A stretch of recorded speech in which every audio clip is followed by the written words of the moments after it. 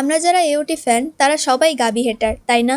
But you know what, heading on Gabi makes no sense. Gabi Brown এমন একটা পরিবেশে বড় হয়েছে যেখানে ওকে বোঝানো হয়েছে প্যারাডিস আইল্যান্ডের মানুষজন খুবই খারাপ, তারা হচ্ছে ডিমন। তার ওপর প্যারাডিস থেকে আসা এরেন আর স্কাউটসদের কারণে গাবির আশেপাশে অনেক মানুষ মারা যায়, ইভেন গাবির 2টা ফ্রেন্ডও মারা যায়। এমন অবস্থায় ও প্রতিশোধের জন্য বালপাকনামি করে বসে, যার মধ্যে আমাদের ইনোসেন্ট আর আন্ডাররেটেড একটা ক্যারেক্টার সাশা মারা যায়। বাট এখানে ওকে হেট করার কি হইলো সেই ব্যাপারটা আমি বুঝলাম না, কেননা গাবিয়ের প্রতিশোধ নেওয়ার মনোভাবটা তো ভুল ছিল না। গাবি ইজ জাস্ট লাইক ফিমেল এরেন। গাবিয়ের রাগ ক্ষোভ সবই জায়েজ ছিল।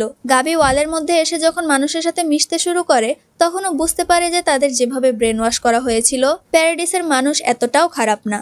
ও নিজের ভুল বুঝতে পারে আর ওর জন্য যে নিষ্পাপ সাশা মারা গিয়েছে সেই জন্য রিগ্রেট ফিল করে। শুধু তাই না, রামলিং এর সময় গাবি আর্মিনকে বাঁচাতেও হেল্প করেছে। গাবিকে যদি হেট করতেই হয় তাহলে অ্যানি, রাইনার ওদেরকেও হেট করো। সবকিছুর জন্য একটা পিচ্চিকে হেট দিয়ে তো লাভ নেই।